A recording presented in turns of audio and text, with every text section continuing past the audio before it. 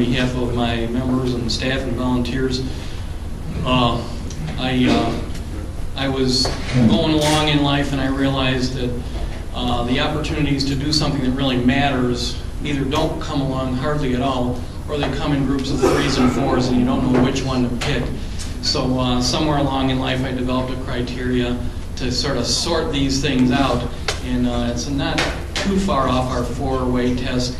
I always ask myself when I have an opportunity, is this powerful, is this honest, and is this kind? And when the opportunity to serve at Hanson House came along, oh boy, things were just not looking like they'd matter too much. They were basically working in obscurity. There was a lot of dead wood in terms of the members and what we were doing. We were terribly underfunded. But on the other hand, we had a great reputation of integrity. We had 2 or 3 people that really wanted to make things happen. And I look at this, and if you're ever faced with an opportunity and the person offering you the opportunity says this, you know it's time to act. This is what you listen for.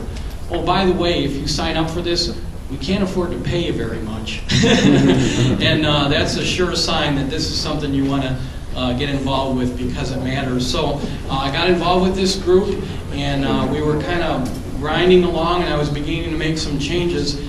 And it was actually the Strongsville Rotary that turbocharged the operation.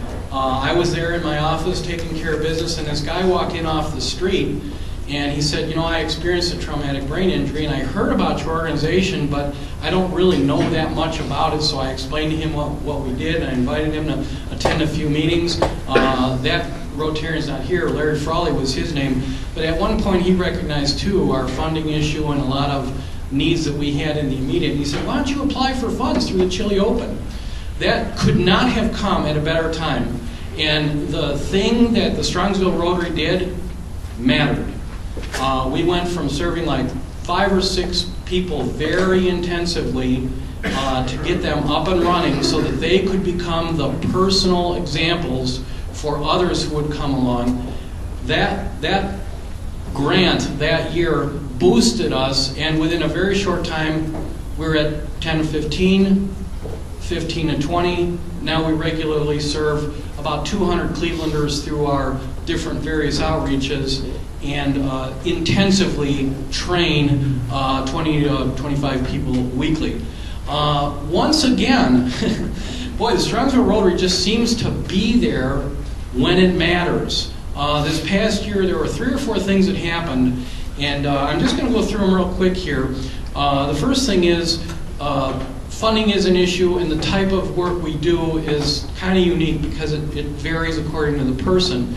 And at one time in Ohio, there were 3 places that a person who had survived a brain injury could go to kind of get their life back in order. And within the last 2 years, 2 of them closed. Hanson House is the only place doing what we do. That was one thing. So we're getting kind of the overflow from that. The other thing that happened was the state of Ohio, wisely I think, a few years ago, created a part of the revised code where they said we need a clearinghouse for accurate, healthful information so that a person with a brain injury isn't taken in by quackery, sit under a pyramid, wear a magnetic bracelet, you know, all the stuff that kind of goes on. So they developed this area that did information and referral, and it has been closed due to budget considerations. And frankly, I'm not unhappy that it has closed because they never, when people would call, the first thing they'd do is they'd call us and send the people our way, and we're already overloaded, and by design, they were not allowed to offer services. They could only offer information. So that was the second big thing that happened. The third thing that happened is in Parma. They opened a veterans center so that a lot of our returning veterans who have this traumatic brain injury from the roadside bombs and so forth could go to a place, get services locally here. The fourth thing that happened was after looking at budgets and our involvement at the state level with providing services with the lowest possible barrier, our governor hired a guy to look over this thing, and basically there's like 16, 18 different bureaucratic steps that each have a piece and a part of this thing, and there's 2 private organizations on that board with those 18 others. And one of them was one of the places that went out of business. So we are now the only private representatives of how Ohio tax dollars will be spent to serve this population. And I'll just boil away all the diplomatic language of the emails that we were now part of, but the governor appointed a guy by the name of Kevin Miller, and we watched the emails, and basically what they decided was, we got very limited funds in the state of Ohio. We'd like to know how Hanson House thinks they ought to be spent more effectively, because we've been able to squeeze every last ounce out of the dollars that are spent to actually provide roll-up-your-sleeve service to the people who need it. So, those 4 opportunities came all within this last year, and I'm struggling to keep up with the influx of people just on the day-to-day programming side. What will the Chili Open funds be used for? Man, first of all, your timing is incredible, because we have all 4 of these wonderful opportunities where we can do something that matters. So, we have a piece and part of our program happens on a certain particular day of the week. I'm taking that money and I'm going to pull myself away from some of the day-to-day stuff and make sure we train up volunteers. Volunteers are people who work free, right? We can maintain our same budget, expand and improve the services that we offer. More Ohioans are going to be helped, however their brain injury came about. More of our veterans are going to be served with lower barriers. It's ironic how timing worked. One of the things I want to do is be able to provide the thing that the State Bureau closed, where they provided accurate information that was actually helpful. When they closed, this guy sitting over here, Orion, came through our doors when we were offering a seminar on a deep brain stimulation device that some folks are using, and he said, I'm into the research part of it. I said, good.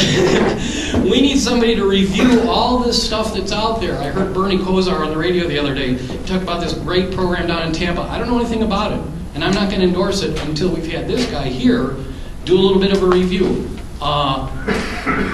With our veterans issues, I've had questions about how much help does a veteran get from the state of Ohio and the VA? The VA is federal. So if you get VA help, some people are telling me it blocks you out of state help. I don't know how to sort this out. Along comes a woman that lives in Medina, and she's now retired. Her lifelong career was what? Working with the VA.